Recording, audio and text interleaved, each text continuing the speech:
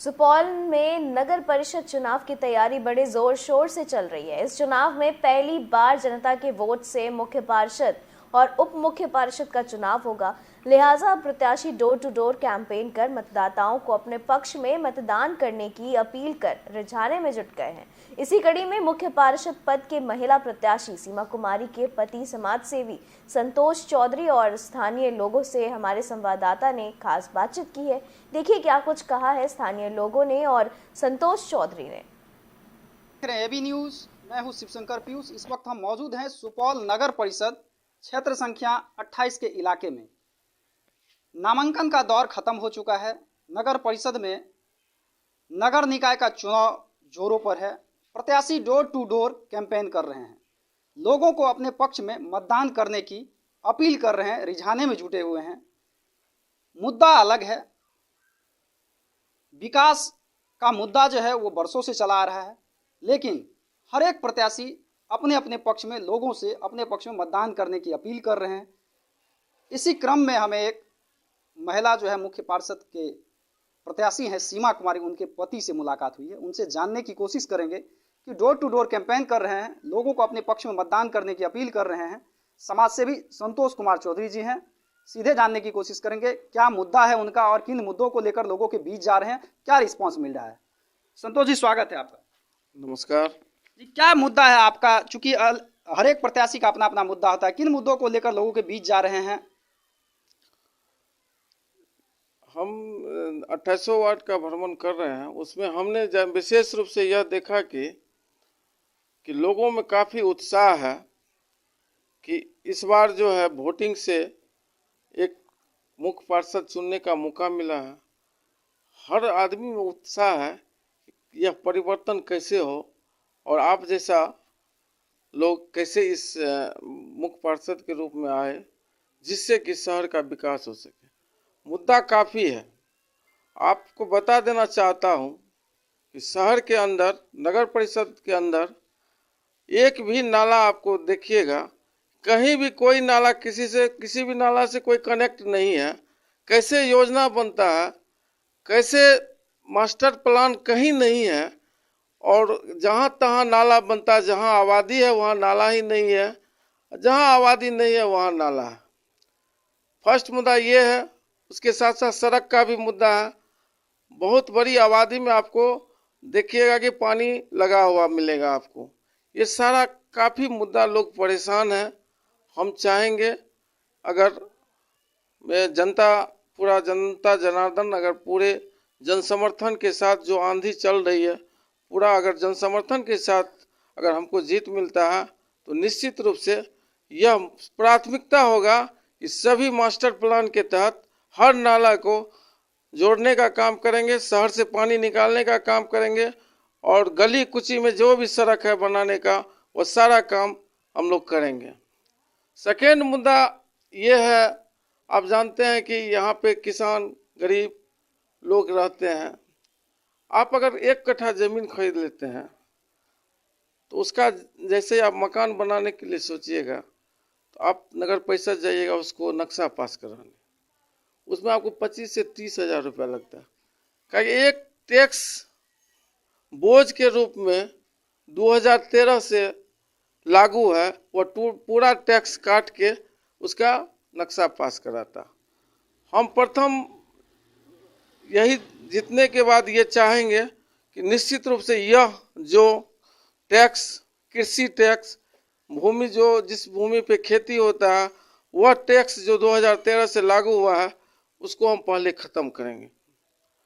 वह ख़त्म होने से किसान को राहत मिलेगा। कोई गरीब आदमी ज़मीन खरीदता है नगर परिषद में, उसको नक्शा पास कराने बहुत कम रुपया में वो नक्शा पास करा पाएंगे।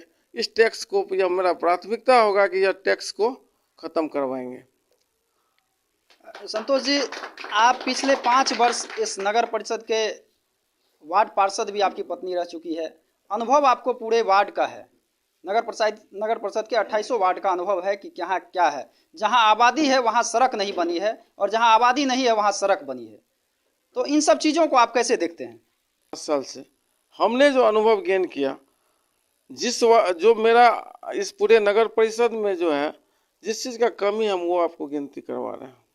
नगर परिषद के द्वारा यह नहीं देखा जा रहा है कि कहाँ पे क्या चीज़ का आवश्यकता है, कहाँ पे नाला का आवश्यकता है, कहाँ पे रोड का। वहाँ पे मनमानी के तहत जहाँ पे योजना नहीं देना वहाँ दे रहा है, जहाँ पे लोग भीग रहा है, जहाँ पे एक रिक्शा चलने का जगह नहीं है, पानी में लोग जो कीचड़ में जा रहा है कि उसका कोई योजना नहीं बना पाता। और यह सब कमी जो है निश्चित रूप से प्रथम हम चाहेंगे, अगर मेरी पत्नी सीमा कुमारी अगर फर्स्ट जीतने के बाद पहले मैं हर वार्ड का एक खाका तैयार करेंगे। सबसे पहले जहाँ जहाँ पानी लगता है, रोड नाला, उस सबको मास्टर प्लान के तहत उस तरह से योजना को बनवाने का काम करेंगे, जिससे कि एक साल में हर रोड हर नाला एकदम चकाचक हो जाए। उसके साथ साथ पेंशन का भी व्यवस्था बता रहे हैं आपको। पेंशन के लिए हमने वार्ड पार्षद जब 5 साल बीते हुए 5 साल में थे तो निश्चित रूप से हमने अपना प्राइवेट ऑपरेटर रख के पेंशन का काम करवाया। ऐसा नहीं कि हम अपने वार्ड का ही करवाए, जो भी आते थे, जहाँ से भी आते थे, बिना किसी खर्च का सबको पेंशन का व्यवस्था करवाए। उसके बाद पेंशन में जो भी कागज पत्र लगता है सारा पेंशन पास वास करवाना, या जिससे कि जनता को कहीं जाने का जरूरत नहीं हो। उसके साथ राशन कार्ड का मुद्दा, हर चीज़ हमने अपने ऑपरेटर को रख के ये सारा चीज़ करवाए। आने वाले समय में 2800 वार्ड का अगर आशीर्वाद मेरे हमको रहेगा तो निश्चित रूप से हम उसको विस्तार करेंगे और कहीं भी किसी भी प्रकार का कोई भी दिक्कत हमारे जनता भगवान को नहीं होगा। वार्ड के पार्षद हुआ करते थे तो बजाबते काउंटर सरकारी जो नियम है उससे इतर अपने कार्यालय में अलग अलग काउंटर बना करके पेंशन की बात हो या अन्य जो भी आवास योजना की हो, आवासीय हो या अन्य तमाम जो भी वो सुविधा जो एक पार्षद से लोग उम्मीद करते हैं वो तमाम चीज़ें इन्होंने स्टेबल करके रखा था, हमने देखा और बहुत अच्छा लगा। तो क्या इस चुनाव में भी अगर आपको जनता का आशीर्वाद मिलता है तो क्या उसको विस्तार करेंगे? लोग आपसे उम्मीद करेंगे इसी तरह की सुविधाएं जो है उनको लगातार मिलेगी? निश्चित रूप से विस्तार ही करेंगे। और आवास का मुद्दा आप बताएं पीयूष जी, निश्चित वो मुद्दा बहुत गंभीर मुद्दा है। आप देखिएगा पूरा नगर परिषद में कई भूमिहीन आदमी है, कई भूमिहीन आदमी है जिसके पास ज़मीन नहीं है। जिस तरह पंचायत में जो है जिस गरीब आदमी को ज़मीन उपलब्ध कराए तो वही व्यवस्था नगर परिषद में भी है, फिर भी आज तक कोई ज़मीन किसी को आवंटित करवा के उसके लिए आवास के लिए काम नहीं कराया गया। तो यह भी मेरा जीतने के बाद ये मेरा प्रमुख मुद्दा होगा और काम होगा कि हर गरीब आदमी का सर्वे करा के उसको 5-5 डिसमल ज़मीन उपलब्ध करा के उसको प्रधानमंत्री आवास योजना के तहत उसको आवास देने का भी काम करेंगे।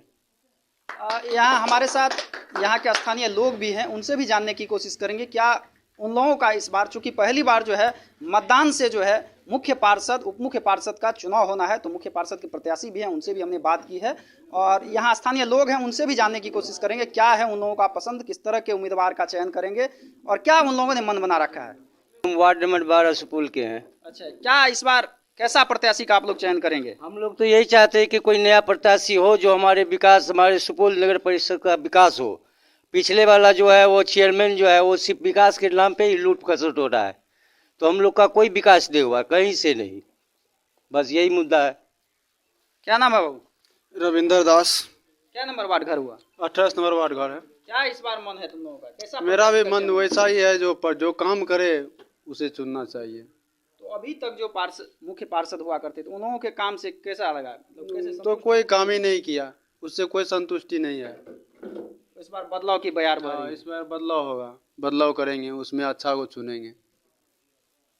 रहेगा। इस बार जो विकास करेगा उसको चुनना है। क्या नाम हुआ? श्रवण कुमार, घर वार्ड नंबर 28।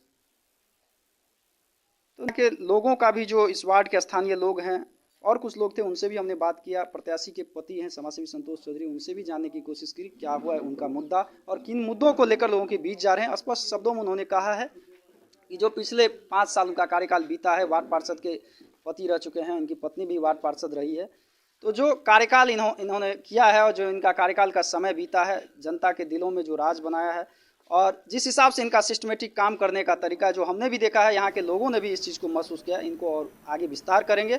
और जनता का अगर आशीर्वाद मिलेगा इनको तो निश्चित रूप से जनता की जो उम्मीदें हैं उस पर खरा उतरने का प्रयास करेंगे। अभी के लिए इतना ही, हमें दीजिए इजाजत। वीडियो जर्नलिस्ट कुंदन के साथ शिवशंकर पीयूष की रिपोर्ट।